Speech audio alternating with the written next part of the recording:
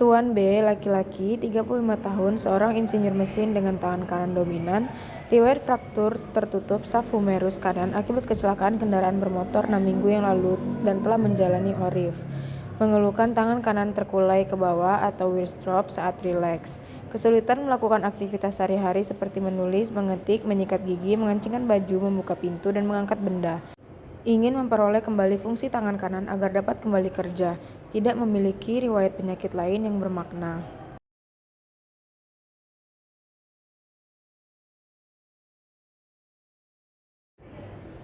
Postur wrist drop pada tangan kanan, pergelangan tangan dalam posisi fleksi kurang lebih 40 derajat, MCP joint dalam posisi fleksi, ibu jari dalam posisi abduksi, tonus otot normal, ROM pasif penuh dan tidak dapat kontraktur, ekstensi aktif pergelangan tangan hanya sekitar 10 derajat disertai deviasi radial, tidak terdapat ekstensi aktif pada MCP joint maupun ibu jari, kekuatan genggam tangan 14 kilo, kekuatan genggam tangan kiri 42 kilo.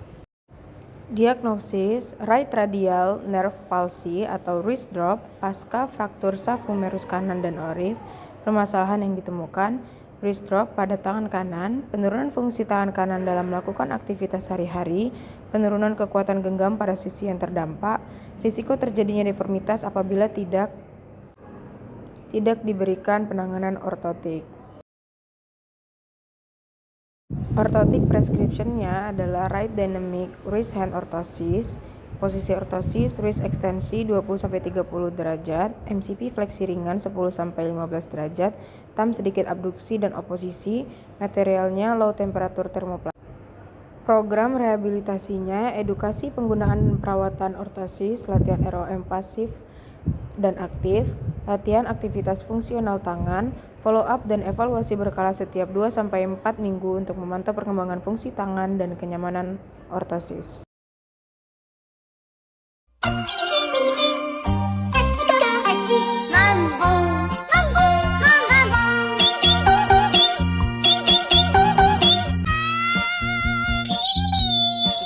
Assalamualaikum warahmatullahi wabarakatuh. Perkenalkan, kita dari kelompok 7. Nama saya Astrid Bunga Lestari. Nama saya Farisa Sabrina. Di sini kita akan membuat video role play, yaitu untuk bagian landmarking ini ada MCP joint, ada MCP crest, ada radial styloid process, ada ulnar styloid process, pisiform, album crease, proximal, end of orthosis, and bony prominence pressure intolerance.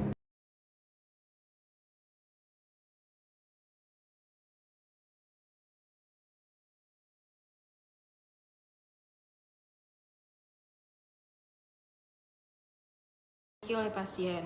Di sini saya memiliki plastic wrap, yaitu dan juga ada spidol dan ada kain kasa untuk casting. Dan di sini kita menggunakan plastic wrap yang digunakan untuk menandai tulang-tulang pada pasien yang akan ditandai dengan spidol berwarna biru ini. Oke.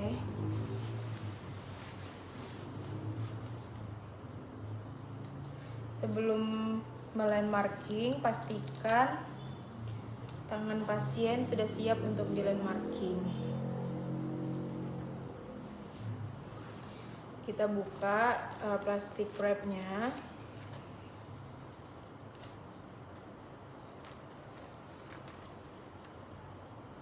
Kita wrap sampai ke bagian elbow.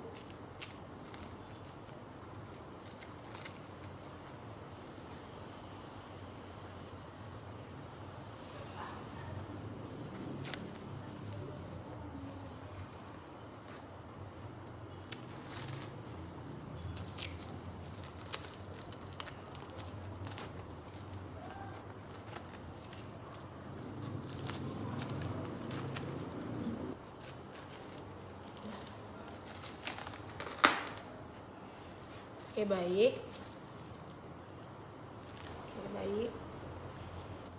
Iya.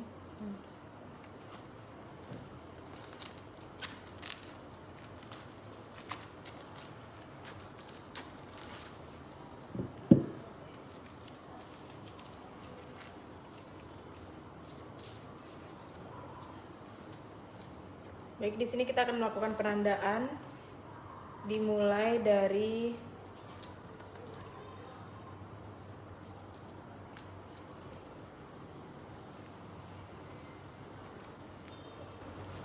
Baik, di sini saya akan melandmarking pada MCP joint, crash of MCP joint, radial styloid process, ulnar styloid process, terus ada juga pisiform, ada elbow crash, ada proximal end of the orthosis, dan any bony prominence pada pasien.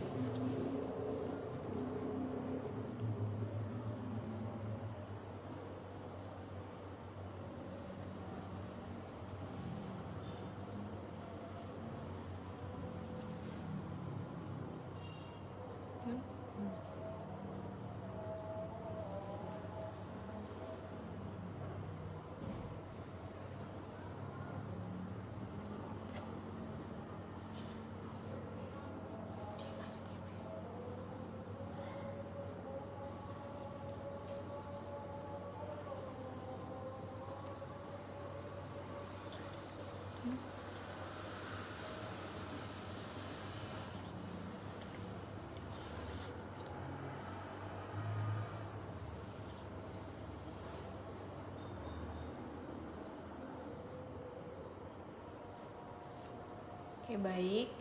Dan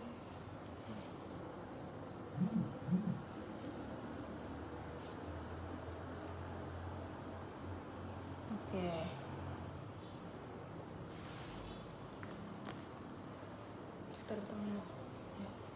Tutupnya mana? Baik, di sini saya akan membuat tangan pasien menjadi fleksi 90 derajat. Boleh Ibu dibantu tangannya.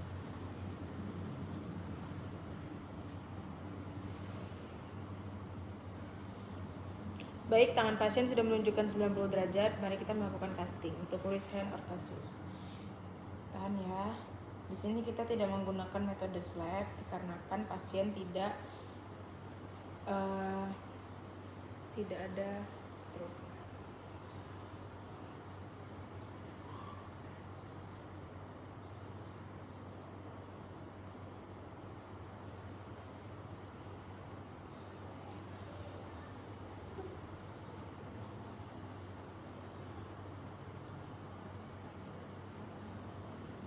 Ini kita mute aja lah.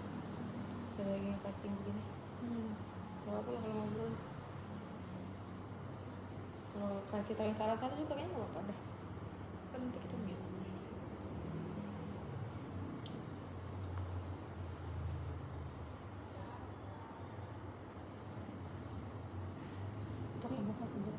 Gimana? Jadi kalau misalnya lu nanti belum balik, gue belum balik, gue pinjam iPad tuh ya. Gue mau ngedit video kita biar sekalian ntar malam udah tinggal kumpul dah. Oh iya, ya udah sekalian ntar gue yang bacain. Ya. Lu bikin edit sama siapa ya? Lu ngedit yang mana? Satu kan lu bikin orang. Oh iya. Satu yang satu. Cuma satu aja. Baik, untuk bagian thumbnya ini dibedakan dikarenakan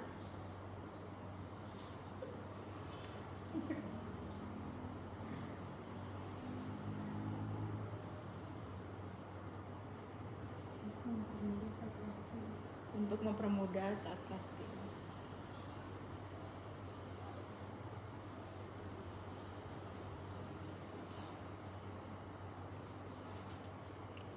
Baik, seperti ini posisi casting pada pasien wrist hand orthosis.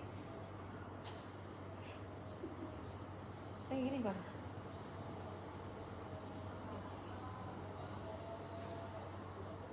Bukan. 1, 2, 3. Sekian dari kami akhiri. Wassalamualaikum warahmatullahi wabarakatuh.